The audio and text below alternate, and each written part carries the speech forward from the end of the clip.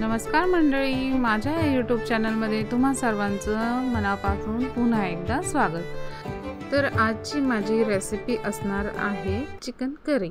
इथे मी अर्धा kilo chicken स्वच्छ धुवून साफ करून घेतलेलं आहे। आता याला मॅरिनेट करूयात।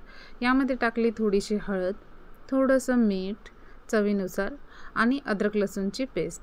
आता हे छानपैकी मिक्स करून घ्यायचे जेणेकरून सगळ्या चिकनला हे मॅरिनेट होईल। आता एका मिक्सरच्या भांड्यामध्ये मी घेतलेलं आहे खोबरं, लसूण, टोमॅटो आणि कोथिंबीर। हे सगळं मिक्सरमध्ये बारीक करून घ्यायचे। तुम्ही पाहू शकता वाटण तयार झालेलं आहे। आता गॅसवर ठेवूयात कढई। कढईमध्ये तेल टाकायचं आहे।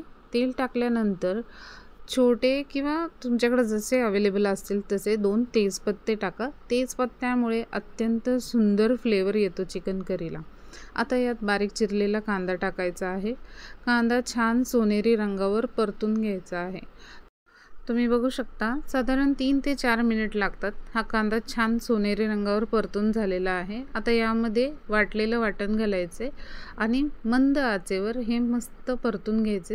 मी थोडा चिरलेला टोमॅटो ॲड करते, मला आवडतो। तुम्हाला आवडत नसेल तर तुम्ही स्किप करू शकता। आता यामध्ये हळद, धनिया पावडर, गोडा मसाला आणि लाल तिखट ॲड करायचं आहे। आता हे 2 ते 2.5 मिनिटासाठी मंद आचेवर परतून घ्यायचं आहे। तुम्ही बघू शकता मी हे मंद आचेवर छान परतून घेते जोपर्यंत मसाला खाली तळाला चिकटत नाही तोपर्यंत। मंद आच ठेवली म्हणजे मसाला करपणार नाही। बघू शकता तुम्ही याला तेल बाजूला झालेलं आहे आणि मसाला छान परतून झालेला आहे, रंग सुरेख आलेला आहे। आता यामध्ये मॅरिनेट केलेलं चिकन घालूयात। चिकन यामध्ये मिक्स केल्यानंतर ते व्यवस्थित हलवून घ्यायचे जेणेकरून मसाला सगळीकडे लागला पाहिजे चिकनला। आता यावर एक 5 मिनिटासाठी झाकण ठेवायचे। एक 5 मिनिटानंतर झाकण काढल्यावर तुम्ही पाहू शकता चिकनला पाणी सुटलेलं आहे। आता हे पुन्हा एकदा हलवून छानपैकी मिक्स करून घ्यायचे जेणेकरून खाली तळाला चिकटणार नाही किंवा करपणार नाही अशा हिशोबाने। आता यामध्ये मी पाणी ॲड करणार आहे आणि पाणी ॲड केल्यानंतर एक हाय फ्लेमवर याला एक दणदणीत उकळी काढून घ्यायची आहे।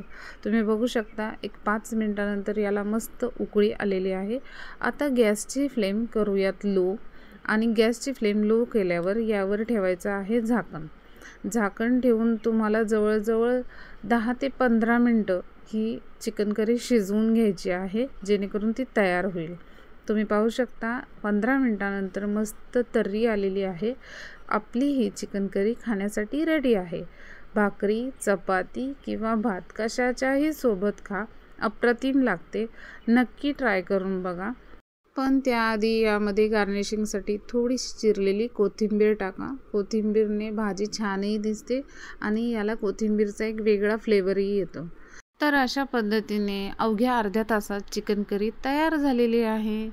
तर आजचा हा व्हिडिओ तुम्हाला आवडला असेल तर व्हिडिओला लाईक करा, शेअर करा आणि सबस्क्राईब करा। आजच्या व्हिडिओमध्ये एवढंच। भेटूयात पुन्हा एका नवीन रेसिपीसोबत। तोपर्यंत धन्यवाद।